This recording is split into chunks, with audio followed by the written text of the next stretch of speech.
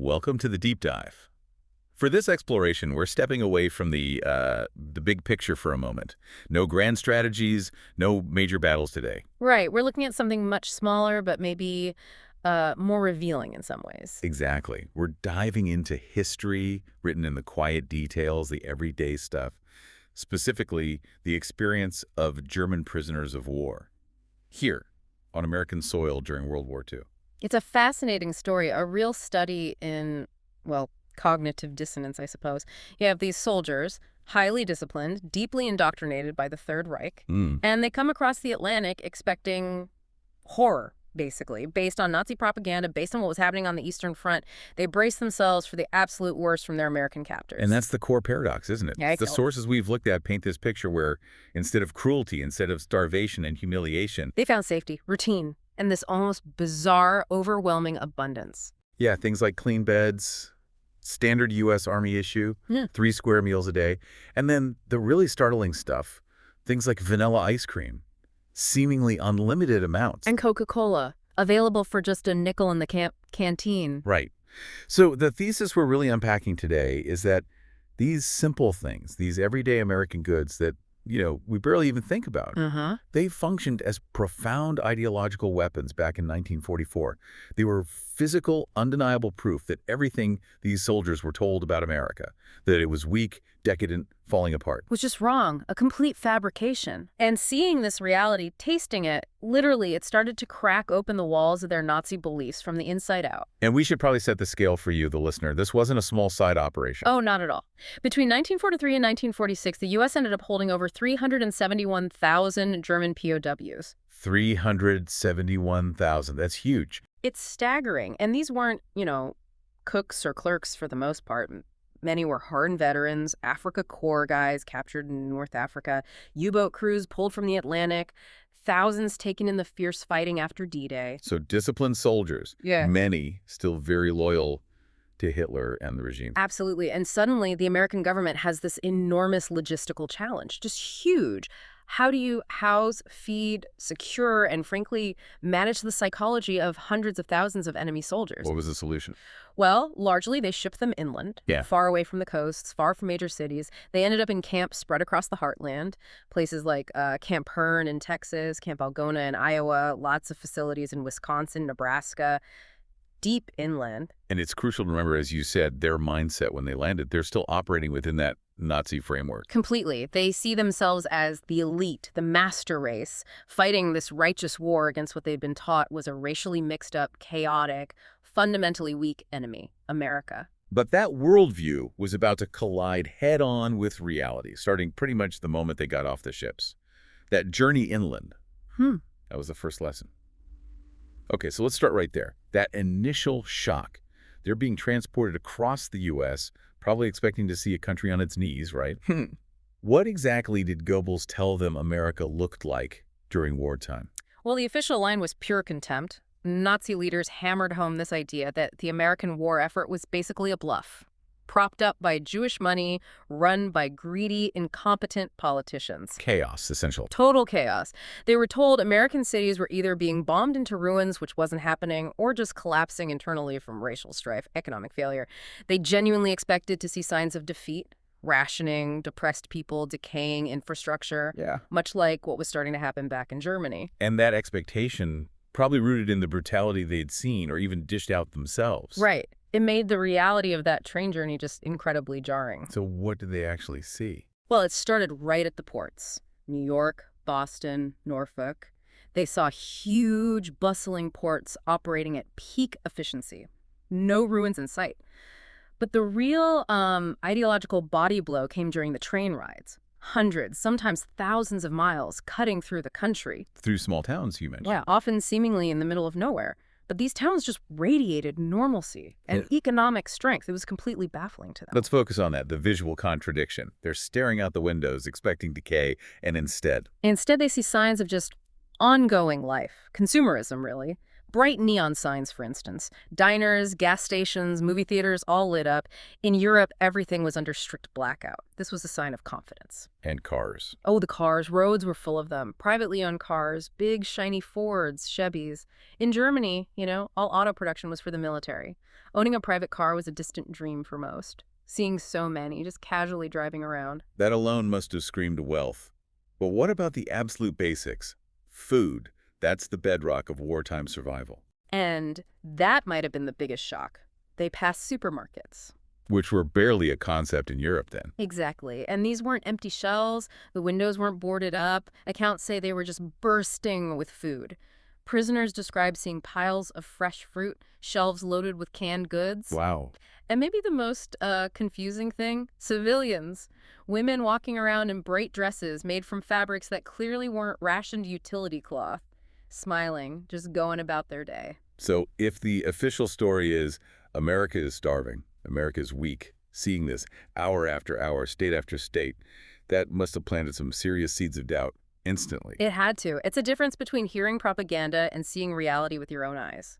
The sheer abundance was staggering. I mean, yes, America had rationing, but it was mostly about managing resources, not preventing starvation like back home. For a German soldier used to meager field rations, or whose family back home was eating, turnips and ersatz coffee. Seeing a fully stocked supermarket, kids eating ice cream, it was devastating to the narrative. You mentioned a specific account, a prisoner who wrote about this realization. Yes, it's quite striking. He wrote that at first he thought it was a setup. Like, the Americans were deliberately routing the trains through their nicest, most prosperous towns just to impress them. A propaganda tour. Kind of. But then the journey just kept going, miles and miles, state after state, and the picture didn't change.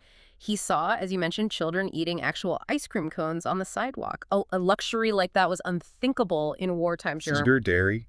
Yeah. He noted the women's colorful dresses, not drab utility wear. And he wrote, this is the key part, that watching this relentless display of normal life, of consumer confidence, it made him doubt everything he'd been told about the enemy. The foundations of his belief system started to shake right there, looking out the train window. So the train journey itself became this sort of involuntary visual lesson in American economic power. They weren't even in the camps yet. And the propaganda was already failing. It was a silent, maybe unintentional, but incredibly powerful form of psychological deprogramming. It established a clear hierarchy right away. The supposedly weak, decadent enemy had an economy that could fight a global war and keep its home front comfortable. That was a profound realization. Okay, so they arrive at the camps, Camp Hearn, Camp Algona, wherever. The shock of the macro landscape, the country itself, is now replaced by the shock of their immediate environment. Let's get into the specifics of the camp conditions, because these weren't designed to be punitive, were they? No, not at all. The U.S. military made a very conscious, strategic decision to follow the Geneva Convention to the letter. Why? Was it just idealism? Well, partly, maybe, but mostly it was pragmatic. It was about reciprocity. Treat German POWs well, and hopefully American POWs in German hands would receive similar treatment. It was policy. Okay, so camps like Hearn in Texas or Algona in Iowa were set up quickly, but with decent standards. Surprisingly good standards, yes. We're talking standard military barracks. Not tents or holes in the ground. They got cots with actual mattresses. Mattresses? Yeah, and clean sheets, blankets. Basic comfort, sure. But comforts many soldiers on either side hadn't seen in years out on the front lines. They had running water, regular access to showers. Soap? Basic dignities, but dignities that send a message. Exactly. It signals a level of respect, which was totally counter to what they were expecting. They were braced for dehumanization. And then the food. The rule was same rations as the capturing army, right? Yeah. For German soldiers used to Wehrmacht rations, this must have been quite a change. It was a stunning upgrade. American GI rations, even in wartime, were known for being pretty substantial. For the German POWs, this meant 3 hot meals a day. Regular meals. Yep. Plentiful meals. What kind of food are we talking? Things like beef, sometimes actual steak, potatoes, lots of bread, fresh milk, fruit. It was a balanced, high-calorie diet. Far better than what they've been getting in the field, and almost certainly better than what their own families, or even German soldiers not on the front lines, were eating back home. That adherence to the rules, even with the cost and maybe some public grumbling about coddling the enemy, It really does underscore American power, doesn't it? That's a really important point. It's beyond just being nice. It demonstrates logistical confidence. The U.S. basically said, we are so strong, so well supplied, we can afford to do this by the book, no matter the resource cost or public opinion. It showed this vast surplus of capability. Which brings us perfectly to the ultimate symbol of that surplus. Yeah. The vanilla ice cream. Why did ice cream, of all things, become such a touchstone? Because it represents pure, non-essential luxury. Think about what goes into ice cream. You need sugar, lots of it. You need dairy, fat, milk, cream. You need industrial-scale refrigeration. And you need a manufacturing base to produce and distribute it. All things incredibly scarce or tightly controlled in wartime Germany. Precisely. Sugar was rationed to almost nothing. Dairy fat was prioritized for essentials like butter or cheese, if you could get it. Electricity for refrigeration was strictly controlled, so the idea of mass-producing a frivolous dessert was just alien. So you're a captured German soldier. You're expecting maybe thin soup, maybe worse, and someone hands you a scoop of cold, sweet, creamy ice cream. The cognitive dissonance must have been overwhelming. It's the ultimate contrast. You're a prisoner. You're at the mercy of your enemy, yet you're being given a treat that your own children back home could only dream of if they even remembered what it tasted like. There's that quote that really captures it. Yeah, it's powerful. Yeah. It was the strangest moment of my life. I was a prisoner, yet I was treated better than many Germans at home. It was just undeniable proof of America's unbelievable abundance right there on a spoon. And at the same time, it was proof of how bad things had gotten in the fatherland, a reality often hidden from the frontline troops. And this wasn't just anecdotal. The physical evidence backs it up. They weren't just surviving in these camps. They were actually getting healthier. That's right. The data from Red Cross reports from medical records, it's consistent. The average German POW in America gained weight during captivity, usually around 10 to 15 pounds. Gained weight as prisoners of war. Yes. They often arrived malnourished, worn down from years of campaigning. They left heavier, healthier, and frankly, safer than they'd been in a long time. That weight gain wasn't just a biological fact. It was a psychological blow against the Nazi system that preached sacrifice but couldn't even feed its own soldiers properly. The enemy, they were taught, was weak, and starving was literally fattening them up. That daily reality must have just chipped away constantly at their indoctrination. Absolutely. It moved beyond just, oh, this is comfortable, into a real ideological crisis. How could the master race be defeated, captured, and then kept in better health by the inferior enemy? It just didn't compute with the narrative. So the material conditions, the food, the shelter, were a shock. But let's shift to the human element, the actual treatment by the guards. You mentioned adherence to the Geneva Convention, but what did that mean in practice? No beatings. By and large, yes. The account suggests that the guards maintained a professional distance, followed the rules. There wasn't the kind of systematic brutality or casual cruelty that, frankly, the German army often inflicted on its prisoners, especially Soviets. No summary executions, no routine beatings. Their basic rights, as prisoners of war under international law, were generally respected. And that respectful, rule-bound treatment must have been another direct hit against that whole master race ideology. It was maybe the most devastating hit. They were conditioned to expect sadism from the subhuman enemy. Instead, they encountered decency, order, professionalism. They were treated, as one put it, not like beasts, but like human beings. Which completely contradicted the Nazi propaganda about America being this land of chaos run by degenerates. Yeah. The guards were orderly, humane. Exactly. They were receiving decent treatment from the very people they've been trained to despise as racially inferior, greedy, weak. The contrast couldn't have been starker. Their own superior civilization was waging a war of extermination, while the decadent enemy was providing medical care and libraries to its captives. And it went beyond just not being mistreated. They were allowed to do things, to work, and even maintain some kind of cultural life. Yes, the work aspect is interesting. It was allowed under the Geneva Convention. Often they'd work on local farms, especially where there were wartime labor shortages, picking crops, that sort of thing. And they were paid for this. They were paid, but not in U.S. dollars. They received camp scrip or tokens. This could then be used in the camp canteen. Ah, okay. So they weren't just passive recipients. They were earning the means to buy, well, more luxuries. Precisely. It reinforced this idea of an economic system, even behind barbed wire. Work hard, earn scrip, buy things. And what could they buy? More chocolate, cigarettes, writing paper, canned goods, and, as we mentioned, Coca-Cola. The very existence of this internal market, stocked with American consumer goods, just further highlighted the stability and productivity of the system they were fighting against. And the cultural activities. That seems even more surprising. Not just hobbies, but organized cultural life. It was remarkably sophisticated in some camps. Camp Algona in Iowa is a famous example. They staged full-blown theater productions, German classics, with Yeah. elaborate sets, costumes, all made from salvaged materials. Seriously, enemy prisoners putting on plays. Plays, orchestras, marching bands, some apparently quite good. They published camp newspapers, written and edited by the prisoners in German. They held art exhibitions, paintings, sculptures, intricate models of German villages made from scrap wood found on farms. That level of freedom seems extraordinary for wartime prisoners. What does that allowance tell us? It suggests the U.S. authorities respected their humanity beyond just basic physical needs. Their intellectual and cultural life wasn't seen as a threat. It's hard to square the Nazi image of a barbaric, materialistic America with a reality where the government allows its captured enemies to produce a German language opera while the war is still raging. Right. That organized cultural life happening right there in the camp provided by the enemy must have been another deep contradiction. A profound one. It directly challenged the narrative that America was culturally empty. And this constant daily drip of contradictions, the fair treatment, the good food, the work opportunities, the cultural freedom, it forced a kind of silent internal reckoning. How did that play out psychologically? It created deep, deep cracks in their belief system. The core Nazi idea was, we are the master race, our system is superior, the enemy is weak and degenerate. But the reality they lived every day was, the weak enemy is strong enough to capture us, feed us well, treat us decently, and even let us stage plays, while our superior homeland is collapsing and demanding endless sacrifice. And you mentioned this led not necessarily to resentment of the captors, but something else. Shame. That seems to be a recurring theme in the accounts. Shame about their own side. When you're treated with unexpected decency by the people you were told were subhuman, and you realize that decency comes from a position of strength, not weakness, the moral justification for your fight starts to crumble. They realized they'd been lied to.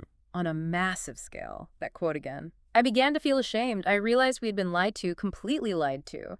The people we were told were decadent and weak were the most decent I had ever met. The whole ideology just couldn't withstand the steady pressure of reality, good food, and basic human dignity.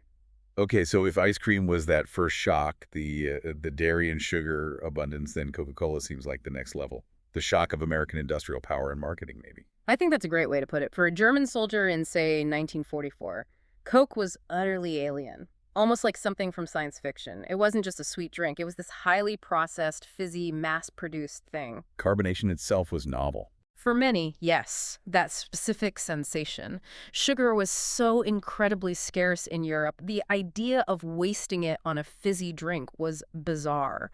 One POW famously described the first sip, the bubbles burned my throat. It was just a completely unfamiliar experience. And the fact that it was just available. Yeah. In a POW camp canteen for a nickel. That spoke volumes about industrial capacity. Coca-Cola had become this quasi-official morale booster for American troops globally. The U.S. military literally bent over backwards to ensure Coke bottling plants followed the troops, ensuring supply lines were maintained. So the infrastructure followed the army. Absolutely. And by extension, the POW camps, often located near military bases, benefited from the supply chain. So for 5 cents earned by working on a farm, maybe a prisoner could buy this symbol of American industrial might, along with Hershey bars, Wrigley's gum, canned peaches, luxuries unimaginable back home. It raises that logistical question again. How, in the midst of a total global war, did the U.S. keep this non-essential supply chain, sugar imports, bottling plants, distribution trucks, running so smoothly that even enemy prisoners could casually buy a Coke? It's just a staggering demonstration of American economic resilience. The underlying infrastructure, the roads, the rails, the fuel, the raw materials was so robust that the country could churn out tanks and planes and keep the Coke flowing. This was invisible, maybe, to Americans who just took it for granted. But for the German POWs, watching their own industrial base get pummeled, it was mind-blowing, as some described it. And what was their reaction to actually drinking it, beyond the initial shock? There was often initial suspicion, apparently. Like, what is this stuff? How could it even be real?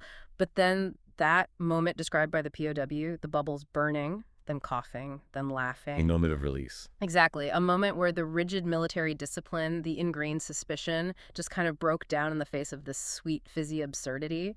It was a small thing, but deeply humanizing. The Coke became more than just a drink. It was a symbol. It absolutely became a symbol of freedom, abundance, and self-confidence, as historians have put it. It represented a nation so wealthy, so sure of itself, so logistically dominant, that it could provide this cheap, universal pleasure for everyone, its citizens, its soldiers, even its captured enemies. It was a little taste of the American system. And the impact didn't stop at the camp fence, did it? This abundance actually traveled back to Germany itself. Right. This is where it gets really powerful. Prisoners were allowed to send Red Cross parcels home. And what did they put in them? Things they bought with their camp scrip. American chocolate, American chewing gum, Nescafe instant coffee, canned goods. Items that would have been almost mythical luxuries in bombed-out, starving Germany. They became legends, according to accounts from the home front. These parcels arriving from POW sons or husbands in America, they were concrete, edible proof that the Nazi propaganda about a weak, starving America was a total lie. So civilians weren't reading Allied leaflets. They were eating American chocolate sent by their own captured soldiers. Exactly. The tangible evidence was undeniable. How could America be collapsing if it had enough surplus to feed its enemies chocolate while Germany itself was starving? The whole narrative of German superiority just crumbled under the weight of a Hershey bar or a stick of gum. It's incredible. A silent propaganda victory won with consumer goods. So when you pull all these threads together, the shock of the landscape, the decent treatment, the sheer abundance of food like ice cream, the novelty of Coke, even the permission to stage plays, you see this cumulative effect. It wasn't one single thing, but the constant daily experience. Exactly. It quietly, persistently undermined that core belief in a superior German civilization, a superior Nazi system. Ideology, especially the Nazi kind, thrives on fear, scarcity, demonizing the other, keeping people isolated. And the American POW experience provided the complete opposite. Comfort, abundance, even a strange kind of transparency. Right. The prisoners couldn't help but compare their reality, safe, well-fed, relatively comfortable inside the camp, with the reality they knew existed back home. Desperate, dangerous, deprived. The hatred they were supposed to feel for the enemy just eroded, because the enemy stubbornly refused to behave like the monster they'd been described as. And this forced them to ask some pretty fundamental, unsettling questions. Questions that Nazi propaganda couldn't really answer. They were the whispers in the barracks, the thoughts scribbled in diaries, questions aimed squarely back at the Reich. They started simply, materially. Okay, if America is supposed to be weak and disorganized, why are we the ones behind barbed wire, eating their food, gaining weight on their rations? And moving to the political and social claims. If democracy is just chaos and corruption, like we were told, why does everything here seem so orderly, so confident? How can they run a global war machine and still treat us according to the rules with this level of generosity? And the ultimate ideological challenge. If we are the master race with the superior system, why do these Americans live better, materially richer, culturally freer, even letting us put on plays? How can their system produce so much abundance while ours produces rubble and starvation? The material reality became the undeniable refutation of the ideology. There was just no way to reconcile what they were living with what they've been taught. That's the silent revolution. It wasn't loud, it happened inside their heads. And it suggests something profound, I think, that maybe the most powerful weapon against that kind of aggressive, hateful ideology isn't just military force, though obviously that was essential, But also the quiet, persistent demonstration of a better alternative, a more decent, more prosperous way of life. So the American approach, whether it was calculated psychological warfare or just, bureaucratic efficiency in following the Geneva Convention. Either way, it turned out to be incredibly effective in the long run. Over those years in captivity, these men didn't just sit out the war. Many underwent a fundamental shift in their worldview. So when they finally went home, often years after the fighting stopped, they weren't necessarily returning as die-hard Nazis eager to rebuild the Reich. No, many returned having seen something else. They had experienced American efficiency, American abundance, and maybe most importantly, American decency firsthand. That lived experience made them arguably much more receptive to the democratic changes happening in post-war Germany.